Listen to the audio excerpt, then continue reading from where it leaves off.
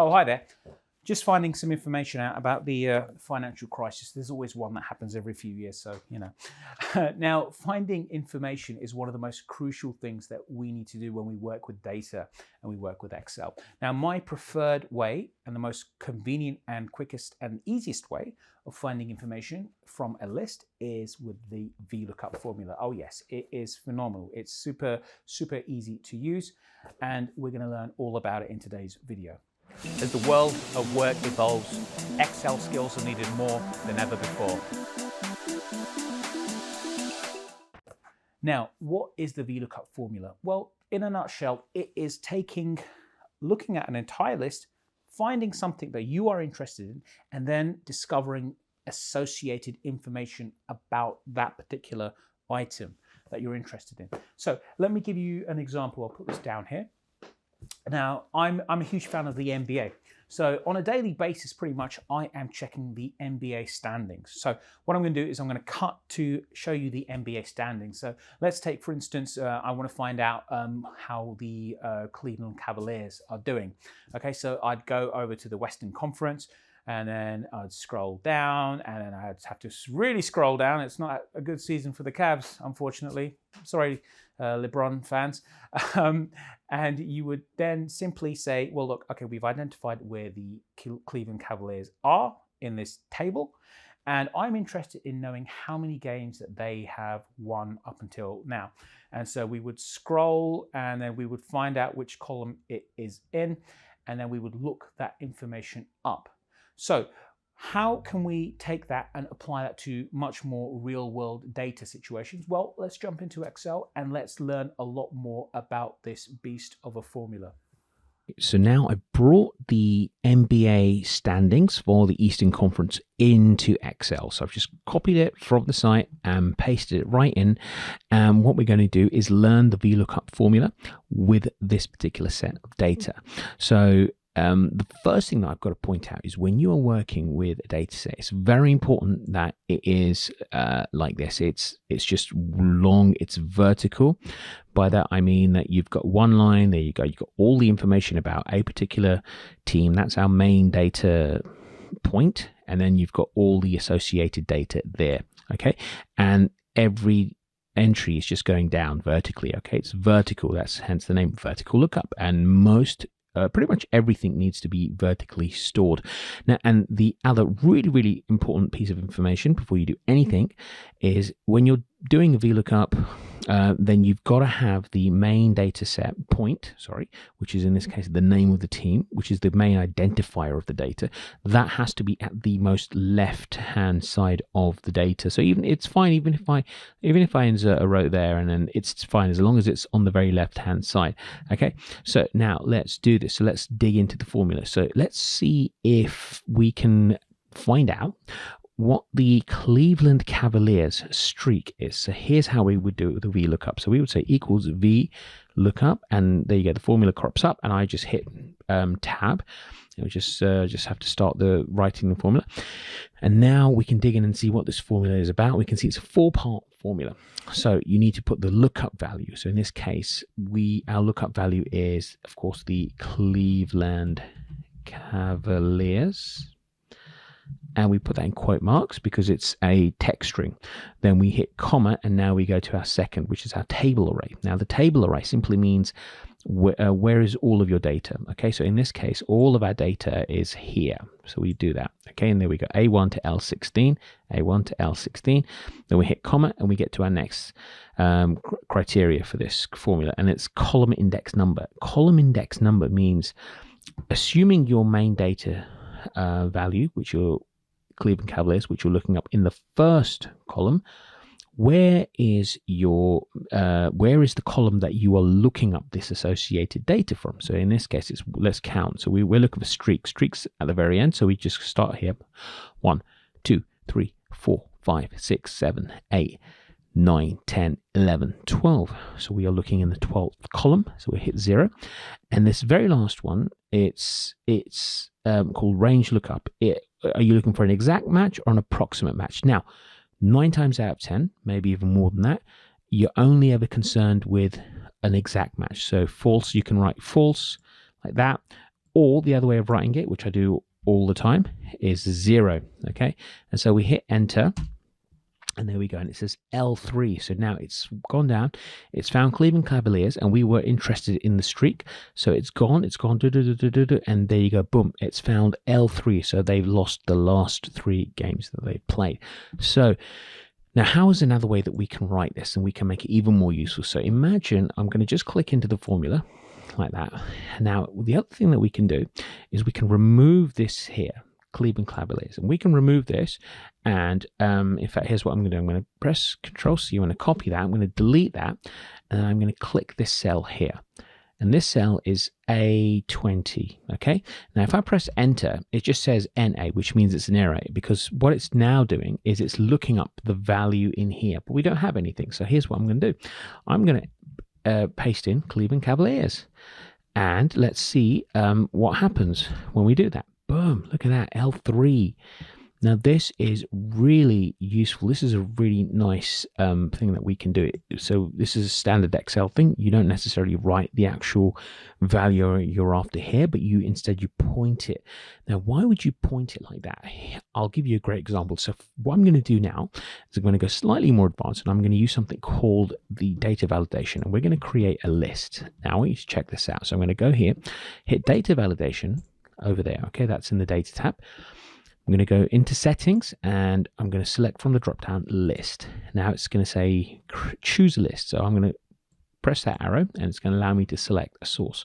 So here's what I'm going to do. I'm going to select all of the names of the teams. Hit OK, and now look at this.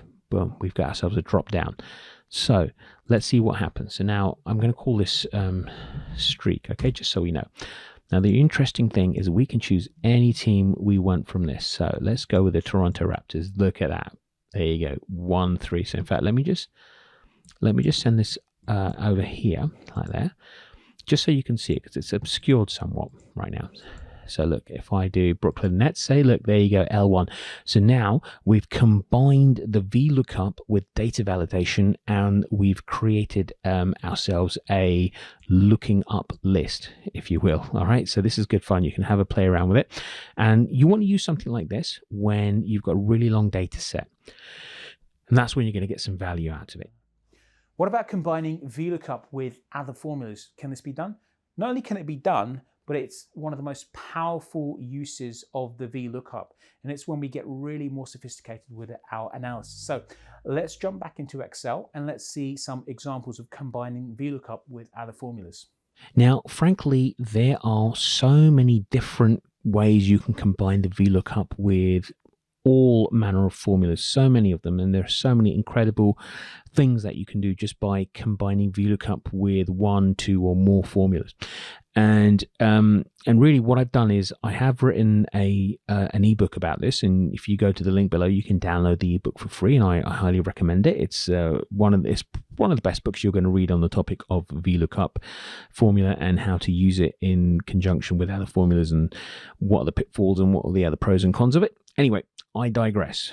So let me show you a more advanced example. And this time I'm going to combine the VLOOKUP with another really useful formula called the match formula. So what is the match formula? Here's how it goes. It goes like this. So if I hit equal, and I'll show you, I'm going to type match, and let's read this. It says returns the relative position of an item in an array that matches a specified value in a specified order. Now, what that means is this. It means that if you look up a value in a particular list, whether that list is vertical or horizontal, this formula will tell you the position number of that particular data point in the list. So let me give you a great example of this. So I'm going to select, let's try and look for this country here, right? Let's look for, say, July. So if I hit July, like I'll type July in, and then it will say that's my lookup value. And if I say lookup array, I'm going to now select this. So I'm going from C1 to N1, and that is 12, of course, because it's the months of the year. So now, as it did before with the VLOOKUP, I'm just going to select 0, which means I'm looking for an exact match. And let's see, if I hit enter, Look at that. We know this is correct. So it's given us 7 because, of course, July is the seventh month of the year, and it's the 7th item in this list of 12 months. So how can we combine that with the VLOOKUP? Well, this bit of data here, as you can tell, gives us an opportunity to do so. So this is a list of salespeople, and this is their performance over the course of a year. Now, let's say I wanted to, I don't know, look up the performance of Pippa Sinclair in, let's say, May. Okay, so here's how I would do that. I would do this. I would say equals, so I would say VLOOKUP, right? So do that. And then I'd start writing out the name, Pippa Sinclair. And we're going to get a little bit more clever with this in a second.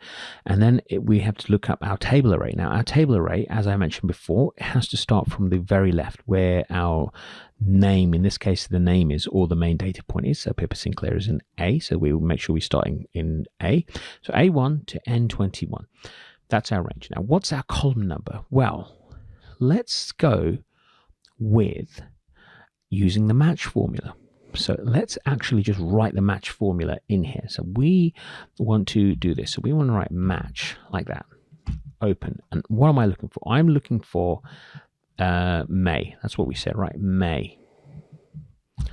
And I'm going to look up in this lookup array. So I'm going to do like this. I'm going to hit select all that, and there we go.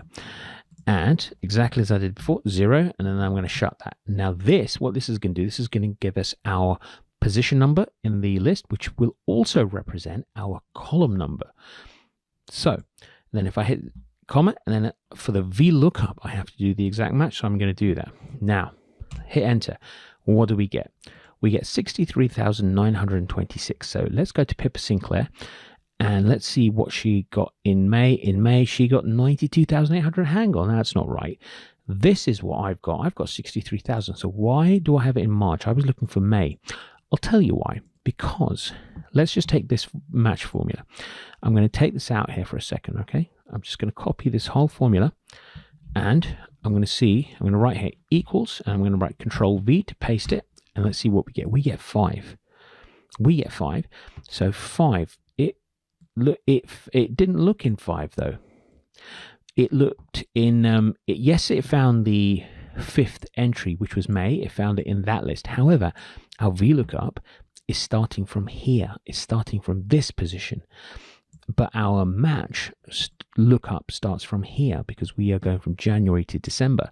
So what can we do? Well, we know that always this bit here will be 2 ahead of the VLOOKUP. So all we have to do to compensate is simply go to this point, go to the end of that comma, the parenthesis there, plus 2. That's all we ever have to do.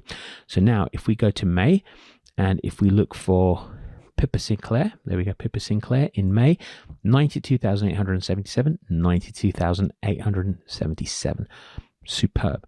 Now, what else can we do here to make this a bit more clever? So let's do like this. Let's have, let's say month, okay? And let's do exactly what we did last time. Let's create a validation list. So we go over to data, and we select data validation, and we'll pick a list, and we hit, okay, so here's our list, all right, right there. And hit okay. And if we go here, look at that, lo and behold, we've got a January to December list.